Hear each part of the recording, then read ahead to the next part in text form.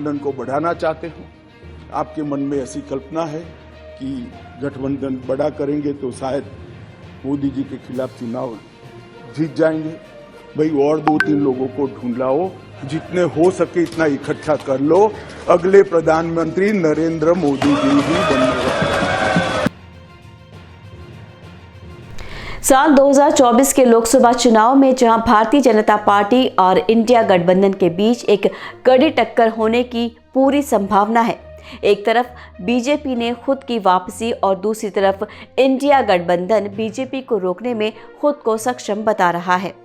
आज के इस वीडियो में हम आपको बताएंगे कि कौन से राजनीतिक दल, नेता और मुद्दे इस चुनावी जंग में मायने रखते हैं। हम आपको बताएंगे कि कैसे बॉलीवुड अभिनेता नाना पाटेकर के ताज़ा बयान ने राजनीतिक चिंगारी लगा दी है। साल 2024 के लोकसभा चुनाव में देश की राजनीति में एक नया मोड़ आया है। इस बार भारतीय जनता पार्टी को अपनी तीसरी बार की जीत के लिए एक मजबूत विपक्षी गठबंधन का सामना करना होगा। इस गठबंधन का नाम है इंडिया, जिसमें 28 राजनीतिक दल शामिल हैं। इस इंडिया गठबंधन का उद्देश्य है कि वो भाजपा की बढ़ती हुई ताकत को रोके और देश में लोकतंत्र, सामाजिक न्याय और विकास की बात करे। इस गठबंधन में कांग्रेस, आम आदमी पार्टी, बहुजन समाजवादी पार्टी, राष्ट्रीय Janata Dal, Trinamool Congress, DMK, UPS, RCP और अन्य दल शामिल हैं। वैसे इस गठबंधन के नेतृत्व का सवाल अभी भी अनसुलझा ही है, लेकिन फिर भी इसके कई वरिष्ठ नेता ऐसे हैं जिनका अपना अपना क्षेत्रीय और राष्ट्रीय स्तर पर प्रभाव है। इनमें से कुछ नाम हैं राहुल गांधी, अरविंद केजरीवाल, मायावती, नीतीश कुमार, ममता बनर्जी, एमके स्टालिन, शरद पवार और अखिलेश यादव। आपको बता दें कि इंडिया गठबंधन का दावा है कि वो भाजपा के विरोध में एकजुट और एक विश्वसनीय विकल्प है, जो देश की जनता की आवाज़ को सुनेगा और उनकी समस्याओं का समाधान करेगा।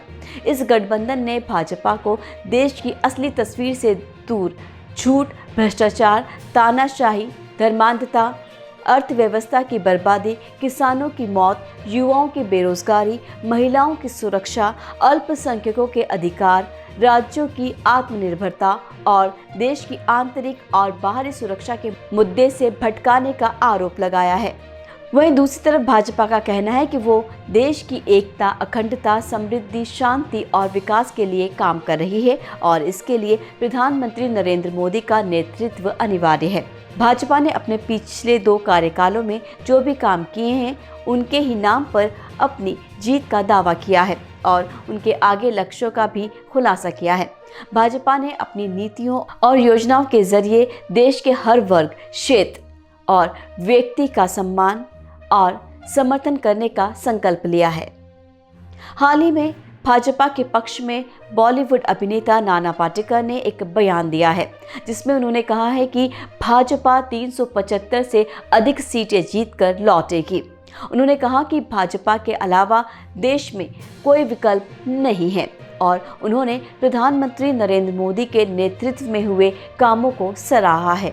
गौरतलब है कि नाना पाटेकर का ये बयान उनके पुराने बयानों के बिल्कुल विपरीत है, जो उन्होंने पिछले साल एक इंटरव्यू में कहा था कि भाजपा के नेताओं को अपने वादों को पूरा करने के लिए जनता के सामने जवाबदेह होना चाहिए। उन्होंने तब कहा था कि भाजपा ने देश को बांटने की कोशिश की है और उन्होंने अपने वोट बैंक के लिए धर्म, जाति और भाषा के आधार पर राजनीति की है। इसके अलावा भाजपा के खिलाफ एक मजबूत विपक्षी गठबंधन की स्थापना के लिए जाने जाते राजनीतिक सलाहकार प्रशांत किशोर ने भी अपना रुख बदला है।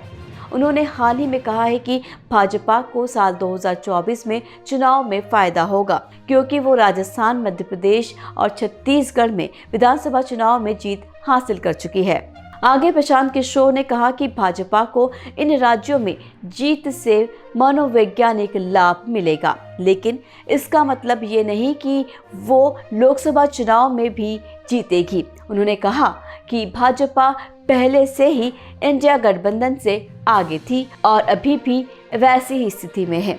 हाल ही में हुए सर्वे में टाइम्स नाउ ईटीजी ने एनडीए को 323 सीटों और इंडिया गठबंधन को 163 सीटों की भविष्यवाणी की है। इंडिया टीवी CNX ने भाजपा को 315 और विपक्षी गठबंधन को 172 सीटों की भविष्यवाणी की है।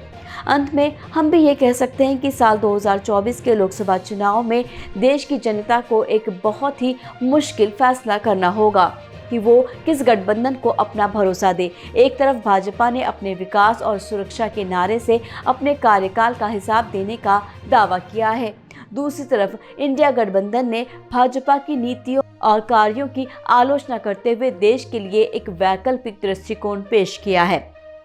इस चुनाव में राजनीतिक दलों के अलावा अन्य महत्वपूर्ण कारक भी होंगे, जैसे कि जनता का मूड, मीडिया का प्रभाव, सामाजिक मीडिया का उपयोग, आर्थिक स्थिति, विश्व राजनीतिक आंतरिक और बाहरी चुनौतियां आदि।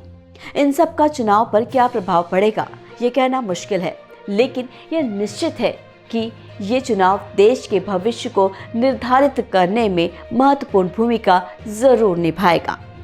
आपको हमारा ये वीडियो कैसा लगा, ये जानकारी आपको कैसी लगी, हमें कमेंट बॉक्स में कमेंट करके ज़रूर बताइएगा।